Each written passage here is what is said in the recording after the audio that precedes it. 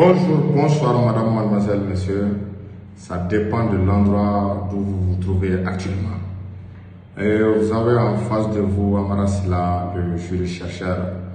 Nous allons évoquer tout à l'heure deux sujets d'une extrême importance. Le premier sujet porte sur la situation du Niger et le second sur le Mali. En ce qui concerne le Niger, nous venons d'apprendre que les États-Unis ont envoyé une très grande délégation au Niger en vue de leur proposer un partenariat. Donc, le deuxième thème, nous avons appris à travers le canal de Chori Ag, qui est un excellent patriote, un excellent communicateur, un excellent informateur vraiment qui est très crédible sur les réseaux sociaux, que le CSP, voilà, que constitue la CEMA, est en train de se préparer, de s'organiser en vue d'attaquer le Mali. Donc, ce deuxième thème servira de message d'alerte à l'endroit des autorités de la transition du Mali et à l'endroit du peuple, les comportements à tenir, ce qu'on doit, les comportements à bannir, ce qu'on doit éviter, et surtout prôner l'union vraiment entre les Maliens. Ok, bref. Donc nous allons rentrer dans le vif du sujet sans trop tarder. Et nous avons appris que les États-Unis ont envoyé une très grande délégation au Niger dans le but de convaincre le général Abdraman Tiani de renouer le partenariat stratégique États-Unis-Niger. C'est une opération de grande envergure, une opération séduction. C'est dire coûte que coûte le Niger de se retirer de l'AES. C'est dire coûte que coûte le Niger vraiment de se désolidariser vis-à-vis de Vladimir Poutine. Les États-Unis veulent coûte que le Niger lâche le président Poutine, qu'il se tourne vers eux. En réalité, les États-Unis n'ont pas digéré le fait de la création de l'AES. Si vous vous rappelez, il y a une semaine de cela, les chefs d'état-major des armées de l'AES se sont retrouvés à Niamey pour élaborer une stratégie globale de sécurisation du Sahel. Ils ont convenu de mettre sur pied une armée AES. Qu'est-ce que cela sous-entend? Cela veut dire qu'ils vont mettre sur pied une armée qui va défendre l'AES, les intérêts de l'AES. Il ne s'agit pas de faire recours à une partie de l'armée malienne ou bien une partie de l'armée nigérienne ou bien une partie de l'armée burkinabé en cas de besoin. Non. Le Mali va contribuer à amener des troupes. Le Burkina va amener des troupes. Le Niger va amener des troupes. Donc, c'est l'ensemble de ces troupes-là qui vont constituer une armée AES indépendamment et différemment des armées des États AES. Donc cette armée-là ne va agir uniquement que pour le compte et pour le nom de l'AES. Cette armée sera dotée de ses propres avions de combat, de ses propres drones, de ses propres hélicoptères d'attaque, des avions de chasse, des véhicules blindés. Poutine a assuré au colonel Sadio Kamara du soutien en armement et du soutien financier de cette nouvelle armée AES. Donc, cette situation a beaucoup inquiété, il faut reconnaître, les États-Unis.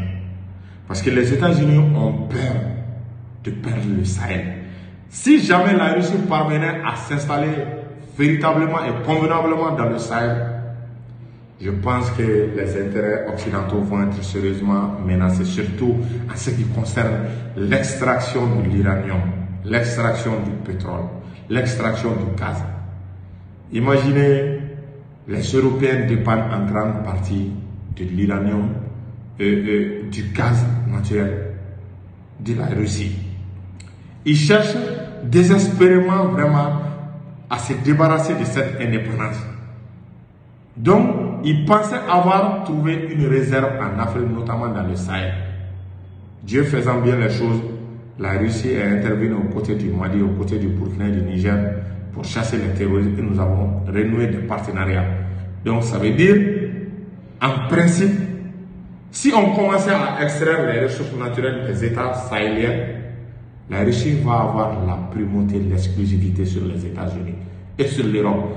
Les Européens seront encore plus dépendants vis-à-vis de la Russie. En Europe, ils sont dépendants vis-à-vis de la Russie et dans le Sahel aussi, ils seront obligés d'être encore plus dépendants vis-à-vis de la Russie. Chose qu'ils souhaitent extrêmement éviter. C'est pour cela, si vous vous rappelez récemment, l'OTAN a changé de tactique et de doctrine. Par le canal de la France, ils ont décidé d'envoyer des troupes terrestres pour aider l'armée ukrainienne à faire face à la Russie. Objectif, affaiblir la Russie coûte que coûte par tous les moyens en Ukraine pour que la Russie n'ait pas les moyens militaires et financiers, les moyens militaires et financiers pour nous aider vraiment à lutter contre les terroristes dans le Sahel. Donc il faut coûte que coûte l'affaiblir en Ukraine pour qu'elle n'ait pas les moyens de nous aider dans le Sahel. Donc ils sont en train de passer vraiment dans cette phase. Donc ce que les autorités nigériennes doivent comprendre, c'est que les Américains veulent casser d'abord leur élan. L'élan qu'ils ont pris vraiment en allant dans le sens vraiment de l'AES, en intégrant l'AES et en acceptant vraiment de s'allier avec la Russie. Parce que le premier ministre nigérian, tout récemment, a effectué vraiment une visite d'amitié et de travail en Russie. Donc, ils veulent coûte que coûte casser ce élan, briser vraiment ce élan-là. Ils veulent créer un climat de doute au sein des autorités russes. Parce que, imaginez si le Niger décide de coopérer avec la Russie et avec les États-Unis. C'est sûr que la Russie va voir ça d'un mauvais œil. Parce que, vous voyez, si vous regardez le monde, partout où il y a les États-Unis, la Russie ne peut pas travailler là-bas. Partout où il y a la Russie, les États-Unis ne peuvent pas travailler là-bas. Donc, c'est devenu vraiment, voilà, le totem de deux hippopotames, quoi. Comme on dit, deux hippopotames mâles ne peuvent pas cohabiter dans un même fleuve. Donc, c'est à peu près ça. Donc, si vous décidez de travailler avec la Russie, vous laissez complètement les États-Unis.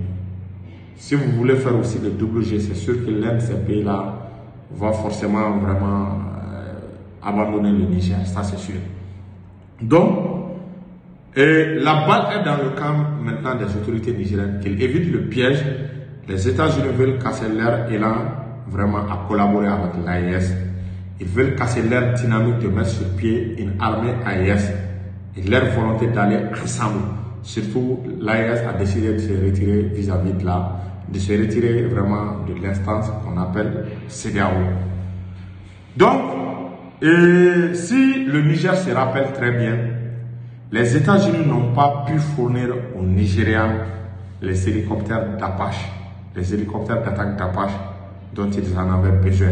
Alors que le Nigeria avait les moyens financiers, il avait leur argent, il voulait coûte que coûte acheter ces hélicoptères, mais les États-Unis ont refusé. Non. Quelqu'un qui a un pays qui a refusé d'aider le Nigeria en tant que, voilà, faire de l'armée de la CEDEAO, imaginez, est-ce que cet État aura un bon cœur d'aider le Niger? Moi, j'en doute très fort. Donc, que les autorités nigériennes fassent énormément attention. Ils ont tendu le même piège aux autorités maliennes, mais nous avons refusé. Donc, ensuite, nous allons passer au deuxième thème. Ce thème porte vraiment sur un complot en cours de préparation. Vous savez que l'ASTEMA a été chassé du territoire malien. L'ASTEMA a été chassé de Kidal, a été chassé de toutes leurs emprises qu'avait légué l'aménagement. L'armée malienne a détruit tous les véhicules blindés que l'aménagement a légués à l'ASTEMA.